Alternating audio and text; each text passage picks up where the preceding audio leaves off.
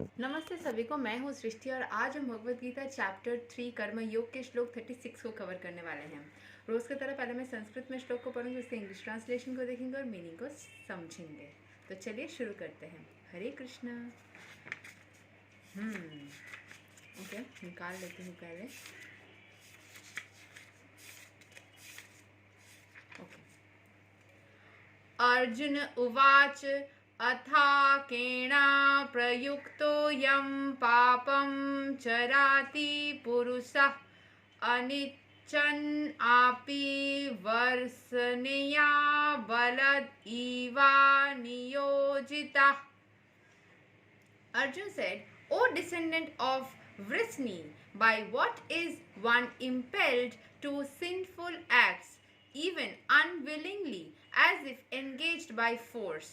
ठीक है, अर्जुन बोल रहे हैं, कृष्ण भगवान से ही बातचीत हो रही है, तो उनको बोल रहे हैं किस वजह से लोग गलत काम में जुड़ जाते हैं जो करना नहीं चाहते। जैसे कि कभी कभी होता है ना, हम गुस्सा करना नहीं चाहते, वो भी एक पाप कर्म जैसा ही है, फिर भी हम कहीं ना कहीं गुस्सा कर ही लेते हैं, कभी कभी कंट्रोल नहीं कर पाते, या फिर हमारा नेचर हो जाता है कि हम जैसे एकदम शुरू में चैप्टर में कोई श्लोक में लिखा था, इंसानी फितरत होती है चोरी करने की, छुपाने की और झूठ बोलने की। ये हमें विथ टाइम उसको प्रैक्टिस करके सही करना रहता है। इसीलिए बच्चे भी ना, छोटे बच्चे भी झूठ बोल देते हैं बहुत ही आसानी से अपने पेरेंट्स को। हम बोलते हैं छोटा सा बच्चा कभी झूठ थोड़ी ना बोल सकते, पर बोलते हैं, हम सबको ही पता है कि वो बोलते हैं। कभी कभी नहीं, कभी कभी हाँ। तो छुपाने की, डर से, और फिर कुछ चोरी छिपे करने की, इसमें जो एक्साइटमेंट होती है ना, ये इंसानी फितरत होती है जिसको हमें प्रैक्टिस करके सही करना होता है, उस चीज़ से निकलना होता है। यहाँ का मीनिंग है, a living entity as part and parcel of the supreme is originally spiritual, pure and free from all material contaminations. Therefore by nature he is not subject to the sins of the material world. हम सभी ईश्वर के अगर अंश है तो हमें by nature कभी भी ये सब नहीं होना चाहिए हमारे अंदर।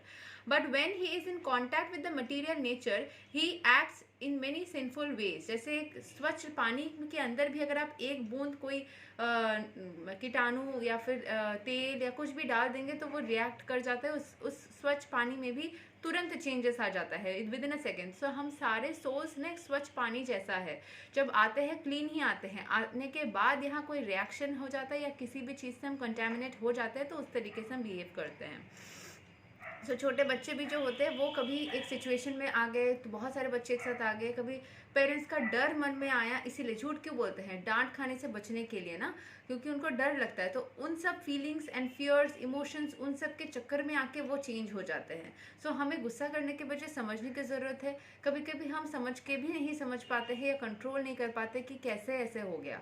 हम समझ पाते हैं कि शायद दर्द से कर रहा है, लेकिन हम रिएक्ट कर जाते हैं उस टाइम पे, ये नेचुरल है। तो हम सबको ही प्रैक्टिस करके उसको सही करने की ज़रूरत है।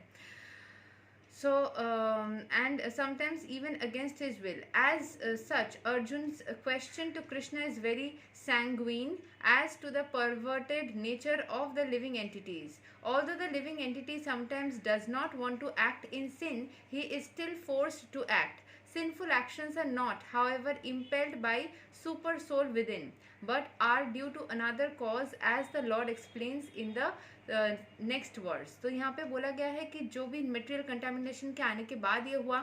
अभी अर्जुन का जो क्वेश्चन है कृष्णा से, वो बहुत ही जेन्युइन है, क्योंकि इंसान का लिविंग एंटिटीज़ का ये नेचर तो होता ही है।